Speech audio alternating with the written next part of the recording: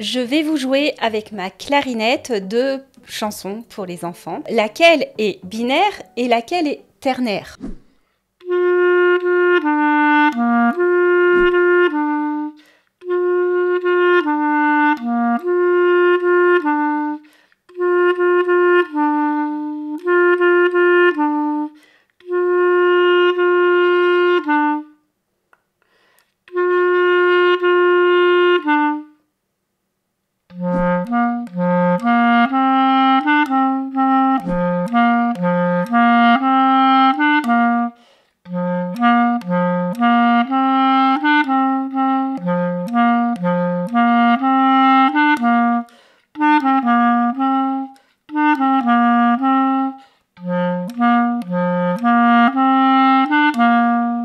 Alors, eh bien, la première musique, elle est ternaire et la deuxième, elle est binaire.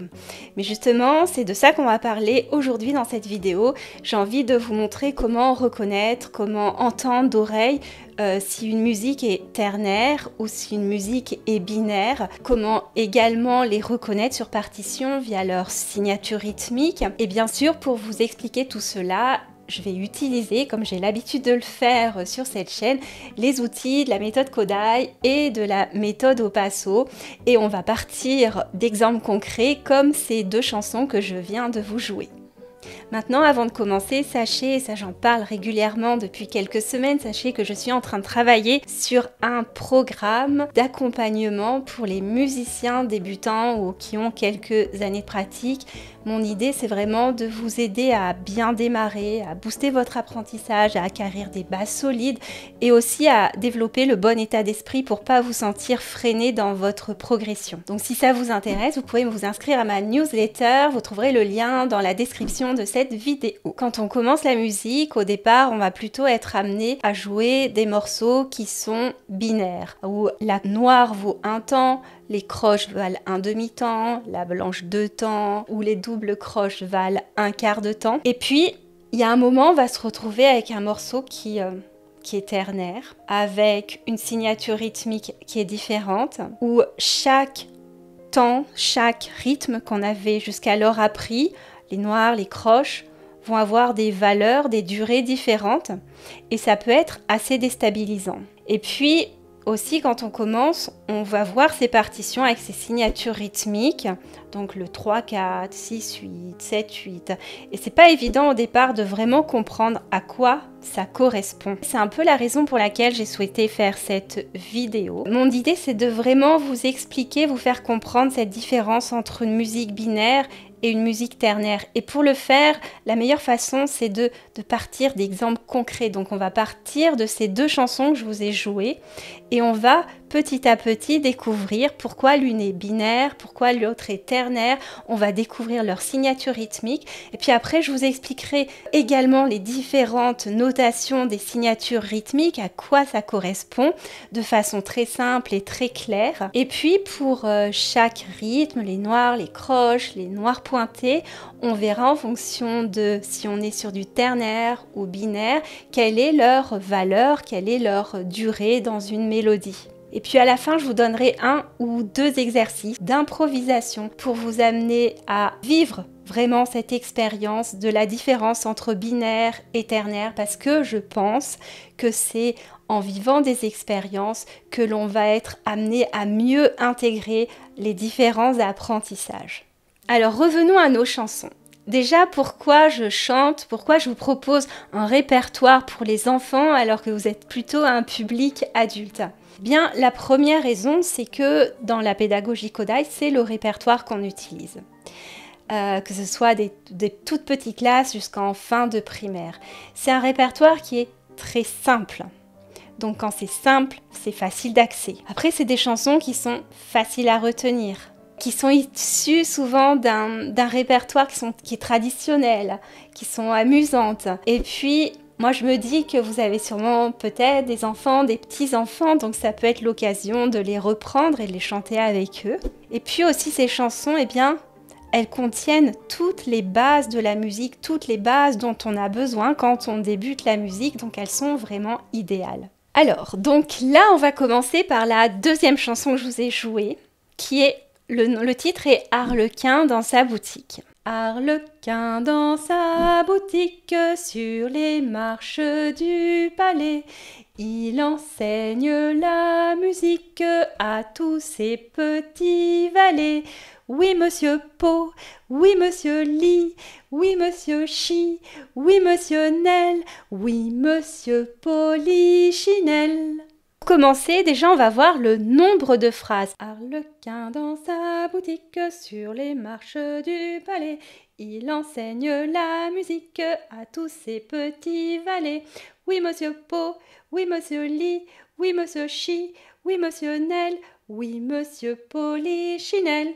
Donc, en gros, là, on a 7 phrases. Après, l'idée, c'est de voir combien il y a de temps dans chaque phrase. Arlequin dans sa boutique. Ça en fait 4. Sur les marches du palais. Pareil, 4. Bon, on va pas tout faire, mais il y a 4 temps dans chaque phrase.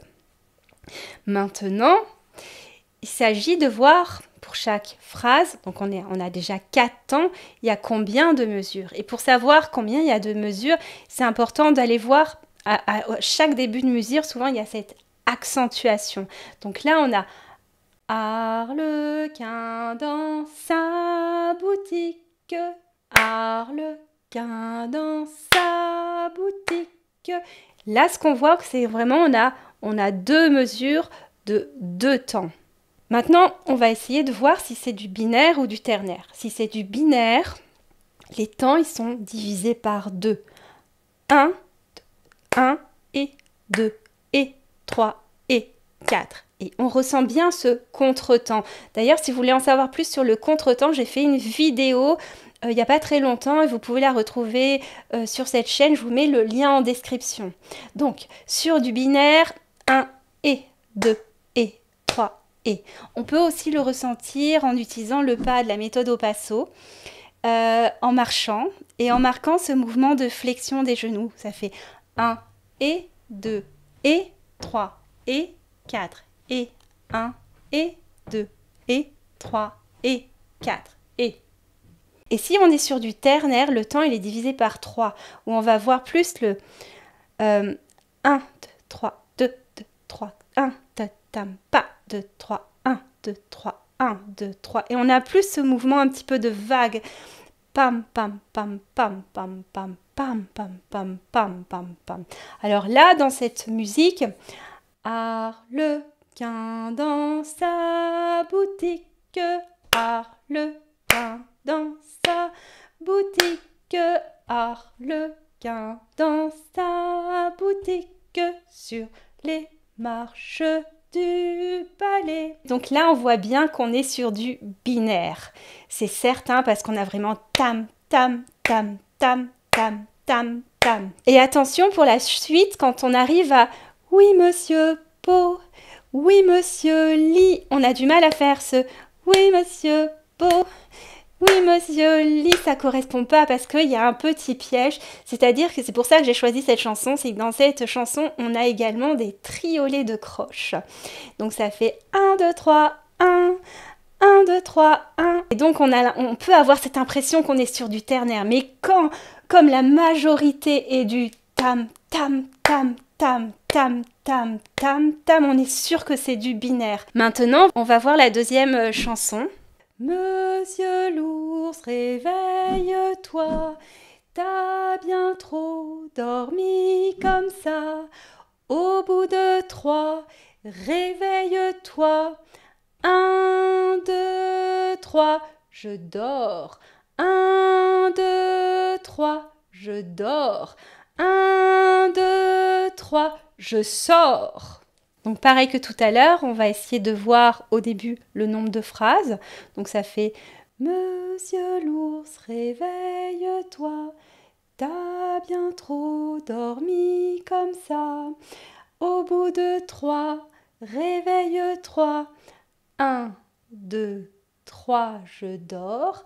1, 2, 3, je dors. Et 1, 2, 3, je sors, il y a 6 phrases. Dans chaque phrase, combien on a de temps? Monsieur l'ours, réveille-toi.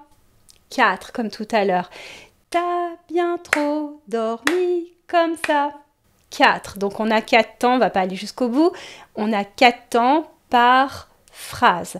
Maintenant toujours, combien on a de mesures? Donc on essaie d'entendre s'il y a des accentuations ou pas. Monsieur l'ours, réveille-toi. T'as bien trop dormi comme ça. Pareil, on a également des accentuations, donc ça fait des mesures de 2 temps. Alors maintenant, est-ce qu'on est sur du binaire ou est-ce qu'on est sur du ternaire? Est-ce qu'on a cet effet Monsieur l'ours réveille, tam tam. On a l'effet tam tam tam. Monsieur l'ours, ça ferait Monsieur l'ours réveille-toi. Ou on a plus Monsieur l'ours réveille-toi. Tam tam tam tam tam tam tam tam tam tam. 1, 2, 3, 1, 2, 3, Monsieur l'ours, réveille-toi. Là, on peut le voir encore mieux, c'est quand on dit au bout de 3, 1, 2, 3, 1, réveille-toi, où on a bien ces triolets. Ta ta ta tam, ta ta ta tam. On peut également s'aider du pas au passo ternaire qui va faire, au lieu de faire tam, tam, tam, tam, il va faire 1, 2, 3, 1, 2, 3, tom, tom, tom, tom, tom, tom, tom, tom, tom, tom, tom, tom, tom, tom. Là, on voit bien vraiment 1, 2, 3, 1, 2, 3. On a un peu aussi ce mouvement de 8, ça fait, d'ailleurs, qui va être repris dans le pas au passo quand on enlève le pas simplifié, ça fait 1, 2, 3, pam, pam, pam, pam, pam, pam, pam, pam, pam, pam, 1, 2, 3, 1, 2, 3, 1. Donc on est bien sur du ternaire. À présent, on va voir, quand on a une partition sous les yeux, comment on fait pour savoir s'il s'agit d'une musique binaire ou s'il s'agit d'une musique ternaire. En fait, la question, c'est de comprendre à quoi correspondent les différentes signatures rythmiques que l'on va retrouver de 2, de 4, 3, 4, 4, 4, 6, 8, 9, 8, etc. De savoir si ça correspond à une musique ternaire ou à une musique binaire. Alors, pour le comprendre, déjà, il faut bien regarder cette signature rythmique. Elle est représentée par une fraction avec le dénominateur en bas et le numérateur en haut. Donc le dénominateur qui est en bas, il va indiquer l'unité de mesure. Il va nous dire si on va battre la pulsation à la blanche, à la noire ou à la croche. Le numérateur qui est en haut, il va tout simplement nous indiquer le nombre de temps qu'il y a dans une mesure. Donc, si on a un 2 au niveau du dénominateur en bas, cela signifie que l'on va battre la pulsation à la blanche. La blanche devient notre unité de mesure. Et pourquoi c'est un 2? Eh bien, il faut savoir qu'en anglais, la ronde est appelée la whole note, c'est-à-dire que la note qui est pleine, la note complète. La blanche, qui est la moitié de la ronde, eh bien, elle est appelée justement en anglais half note. Si on le traduit en fraction, ça fait 1/2, et c'est pour ça qu'on a ce 2 au niveau du dénominateur. Après, quand on a le 4, eh bien, ça veut dire qu'on va battre la pulsation à la noire. Et pour s'en souvenir, eh bien, on regarde également comment on appelle la noire en anglais. On va dire la quarter note. Elle fait un quart par rapport à la ronde. Donc, on a ce 4 au niveau du dénominateur.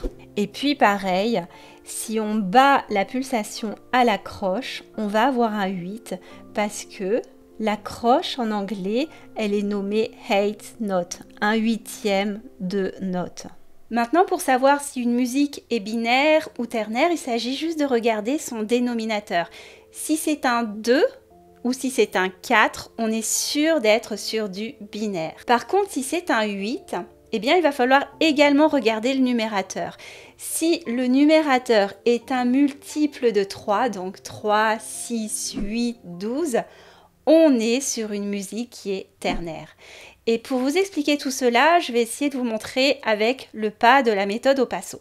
Alors, par exemple, si on est sur une musique en 2-2, deux dénominateurs, donc on est à la blanche et on a deux temps par mesure, donc deux blanches. Et on va le marquer comme ça va faire 1, 2, 1, 2, où on a blanche, blanche par mesure, blanche, blanche. Si on est en 2-4, c'est exactement le même pas, sauf qu'on est à la noire. Donc ça fait tac, tac, 1, 2, 1, 2. Chaque mesure fait deux temps. 1, 2, noir, noir. Si maintenant on est sur du 3-4, donc on est sur des musiques à 3 temps, c'est la musique de la valse, on va le marquer comme ça, en faisant comme un triangle au sol. 1, 2, 3, 1, 2, 3, 1, 2, 3. Où l'unité c'est bien la noire, donc ça fait noir, noir, noir, noir, noir, noir. Si on est sur du 4-4, qu'on peut aussi, on pourrait l'indiquer aussi par un C. On a donc 4 temps par mesure. On va dessiner un carré au sol. Si on est droitier, on part du pied droit. Si on est gaucher, on part du pied gauche. Et ça va faire 1, 2, 3, 4. 1, 2, 3, 4. Donc là, moi, je vous ai montré les musiques binaires qu'on va également reconnaître dans la méthode au passo par ce marquage du contretemps. 1 et 2 et 3 et 4, par ce mouvement de flexion du corps. 1 et 2 et 3 et 4. Maintenant, quand on va sur du ternaire, on ne va pas avoir ce 1 et 2 et 3 et 4. Et comme je vous l'ai montré tout à l'heure, on aura ce pas, là je vous montre le pas simplifié du ternaire qui va faire, par exemple, si on est sur du 3-8, on va faire 1, 2, 3, 1, 2, 3, 1, 2, 3, 1, 2, 3, où on a 3 croches par mesure. Si on passe sur du 6-8, ça va faire 1, 2, 3, 2, 2, 3, 1, 2, 3, 2, 2, 3. Et dans la méthode au passo, on va dire 1, O, O, 2, O, O, 1, O, O, 2, O, O, O. Si vous préférez, ça va faire le 1, 2, 3, 4, 5, 6. 1, 2, 3, 4, 5, 6. Sur du 9-8, on va reprendre le pas qui était 1, 2, 3, 1, 2, 3, mais on va rajouter ce 1, 2, 3, 4, 5, 6, 7, 8, 9, 1, 2, 3, 4, 5, 6, 7, 8, 9. Ou bien on va dire 1, O, O, 2, O, O, 3, O, O, 1, O, O, 2, O, O, 3, O, O.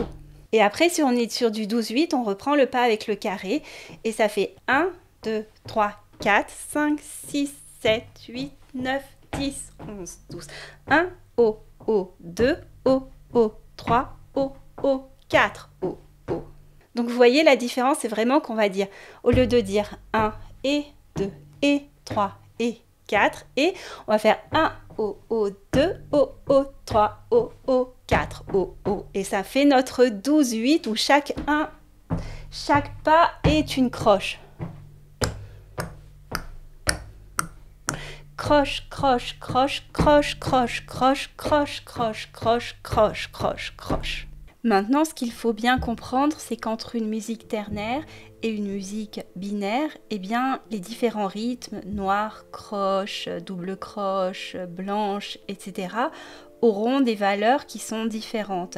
Par exemple, ici dans Harlequin, donc on est en binaire, c'est du 2-4, on est à la noire, la croche elle vaut un demi-temps, la croche pointée elle vaut 3/4 de temps, la double croche elle vaut 1/4 de temps. On peut trouver des triolets de croches, dans ce cas-là ils seront indiqués par un 3, où là la croche elle vaut 1/3 de temps, mais il faut vraiment qu'il y ait cette indication, le 3, donc la noire elle vaut un temps, la noire pointée 1 temps et demi, alors que quand on est sur du ternaire, donc là on est dans Monsieur l'ours, on est à la croche, la noire elle vaut 2 temps, la croche donc 1 temps, la noire pointée elle vaut 3 temps, donc pour lire ceci, ça va faire ta ta ta ta ta ta ta.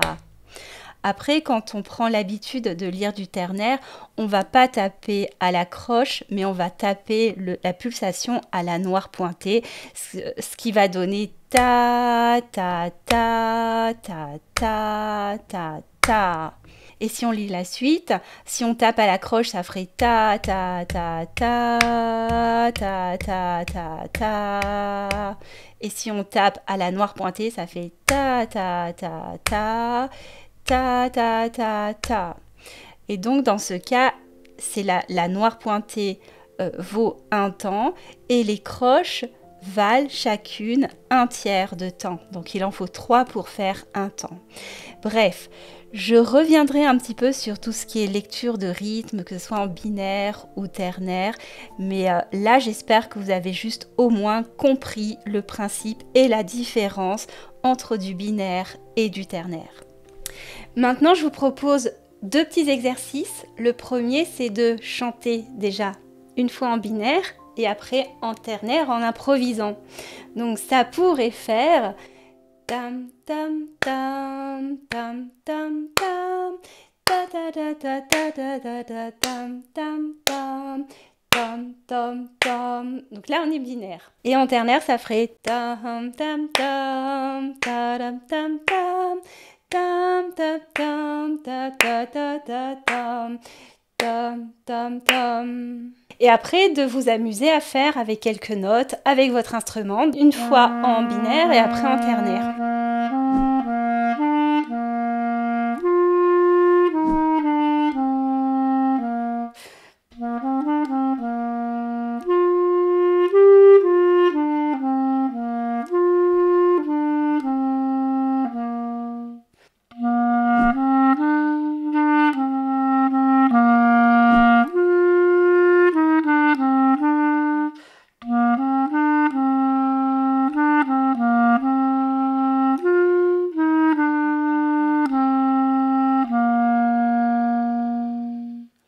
Donc voilà, j'en ai terminé pour aujourd'hui. Je vous remercie. N'hésitez pas à me mettre des likes, commentaires et puis à vous abonner bien sûr si vous ne l'avez pas encore fait. Je vous dis à très bientôt.